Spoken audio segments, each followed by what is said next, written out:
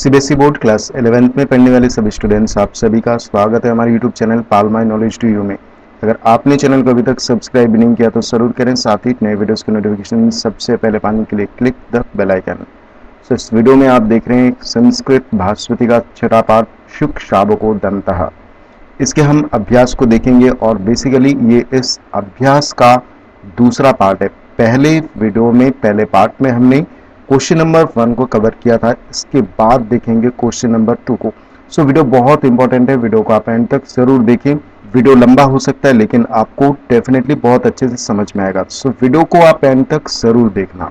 देखिए यहाँ पर क्वेश्चन नंबर 2 इज पाठमाधृत्य बाणभट्टस्य गद्य शैलाः विशिष्टाः लिखता। अर्थात पाठ को लेकर जो ये पाठ जो आपने पढ़ा शुक शावको दंतः, जिसे लिखा है बाणभट्ट ने, तो पाठ को लेकर बाणभट्ट की जो गद्य शैली है उसकी विशेषता आपको लिखनी है इसमें, और इसकी विशेषता आपको हिंदी में ही लिखनी है। तो देखिए गद्य शैली, गद्य में क्या क्या होती है, कोई गद्य, कोई कहानी, कोई स्टोरी लिखने के लिए सबसे पहले जरूरत होती है शब्दकोश की, शब्द भंडार की, है ना। शब्द से बनते हैं वाक्य, सेंटेंस, और किसी वाक्य में क्या क्या होते हैं, समास होते हैं, विशेषण पद होते हैं, शैली होती है, वगैरह वगैरह। तो अब बात करते हैं इनके शब्दकोश की। सबसे पहला पॉइंट शब्दकोश।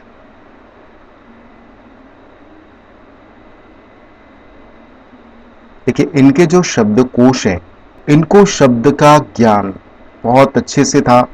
एक ही बात को वो कई तरह से लिखते थे, कई रूपों में लिखते थे, और नए नए शब्दों द्वारा अभिव्यक्त करने में वे पूरी तरह से निपुण थे। कोई भी बात को, कोई भी सेंटेंस को नए नए शब्दों से घुमा फिरा कर लिखने में बड़े निपुण थे। ठीक है, तो ये तो हो गया शब्दकोश। दूसरा पॉइंट देखिए वाक्य।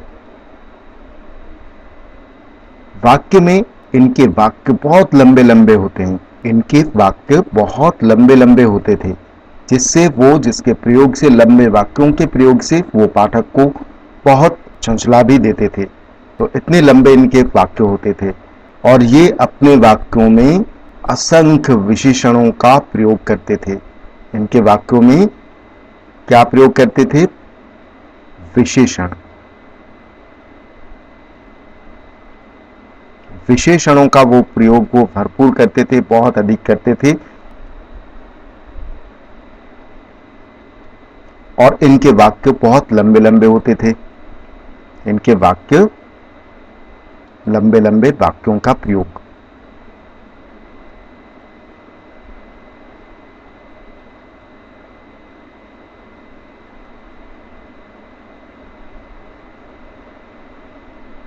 ठीक है, तीसरा पॉइंट अलंकारों का वो सुंदर प्रयोग करते थे। ठीक है, अलंकार, अलंकारों का सुंदर प्रयोग करते थे। ठीक है, इनके अलंकारों में अनुप्रास अलंकार, यमक अलंकार, इनका प्रयोग काफी इन्होंने किया है। ठीक है, चौथा पॉइंट देखिए इनके वाक्यों में समास, ये बहुत इंपॉर्टेंट है। ये अपने गद्य में लंबे समासों का प्रयोग करते थे। समास, लंबे समासों का प्रयोग।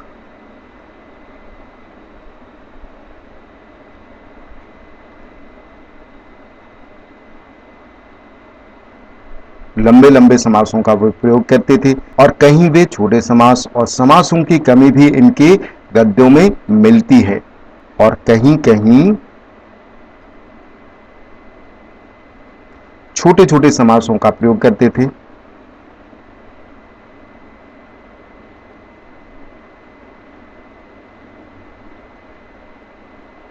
छोटे छोटे समासों का प्रयोग। देखिए ये जो मैंने आपको पॉइंट बताया ना, इन पॉइंट से आप एक पैराग्राफ बना सकते हैं, एक अनुच्छेद लिख सकते हैं, और यही इनके गद्य शैली की विशेषता है। अब देखिए पॉइंट नंबर 5 इज प्रसंग। बाण जो है प्रसंग का पूरा ध्यान रखते थे, और प्रसंग के अनुसार वे समास की अधिकता और समास की कमी जैसी भाषा का प्रयोग वो करते हैं इसमें। और ये जो बाण थे ये कौन सी शैली का प्रयोग करते थे? छठा पॉइंट, शैली। ये पांचाली गद्य शैली के अनुयायी हैं। पांचाली शैली, पांचाली गद्य शैली, यहां पर गद्य है, पांचाली गद्य शैली का प्रयोग वो करते थे। ठीक है, तो इन पॉइंट्स के आधार पर आप एक अनुच्छेद बना सकते हो। ठीक है, तो यहां पर ये दूसरा प्रश्न में यही एंड करता हूं। अब देखते हैं क्वेश्चन नंबर 3 को। मातृभाषया शबर सेनापते चरित्रम लिखता। मातृभाषा अर्थात हिंदी में शबर सेनापति के चरित्र को लिखिए या चरित्र का वर्णन कीजिए। ठीक है, जैसा कि प्रश्न होता है हिंदी में, तो मातृभाषा में अर्थात हिंदी में शबर सेनापति का जो चरित्र है वो लिखना है आपको।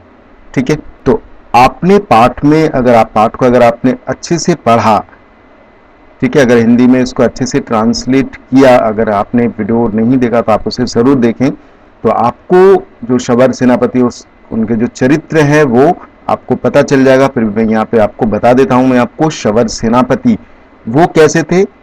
वो विवेक शून्य था। आपने पढ़ा होगा विवेक शून्य था, तो आप क्या लिखेंगे? शबर सेनापति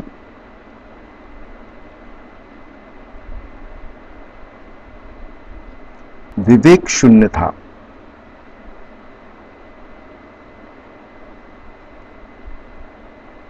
ठीक है, मदिरा मांस उसका भोजन था।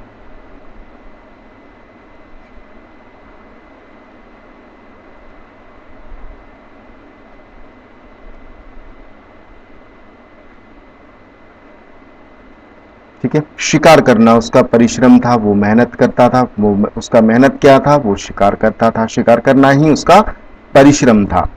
ठीक है, शिकार करना उसका परिश्रम था। क्या लिखेंगे? शिकार करना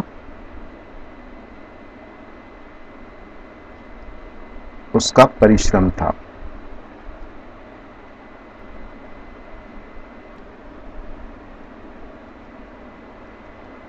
गीदड़ियों का रोना उसका शास्त्र था। गीदड़ियों का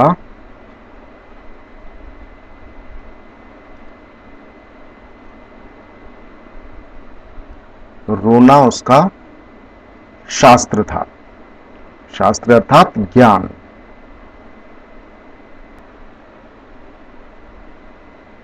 ठीक है, पक्षियों की अच्छी जानकारी थी।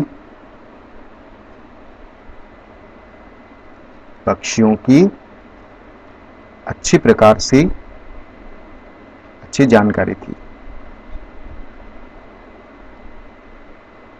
ठीक है, और वो जिस जंगल में रहता था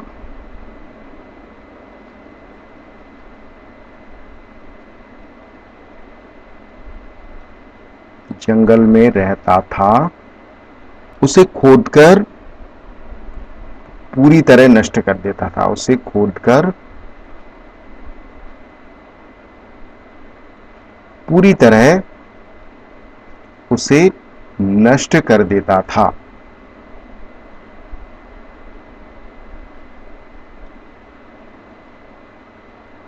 और यही इसके स्वभाव की विशेषता थी। यही इसके स्वभाव की विशेषता थी। ठीक है, तो ये था क्वेश्चन नंबर 2 और 3। एक बार फिर मैं बता देता हूं आपको, शबर सेनापति का जो चारित्रिक विशेषताएं, वो शबर सेनापति विवेक शून्य था, बुद्धि कम था उसमें। मदिरा मांस उसका भोजन था, हमेशा शराब और मांस वो यही उसका भोजन था। शिकार करना उसका परिश्रम था। गिदड़ियों का रोना उसका शास्त्र था। और पक्षियों की उसे बहुत अच्छी तरह से जानकारी थी। और वो मोस्ट इंपॉर्टेंट क्या, कि जिस जंगल में वो रहता था उसे खोदकर पूरी तरह से उस जंगल को नष्ट कर देता था। ये इसके स्वभाव की विशेषताएं थी। ठीक है, तो ये था क्वेश्चन नंबर 2 एंड 3। होप आपको बहुत अच्छे से समझ में आया होगा। अगर ये वीडियो आपको अच्छा लगा तो वीडियो को लाइक, कमेंट एंड शेयर करें। सो मिलते हैं नेक्स्ट वीडियो में। Thank you.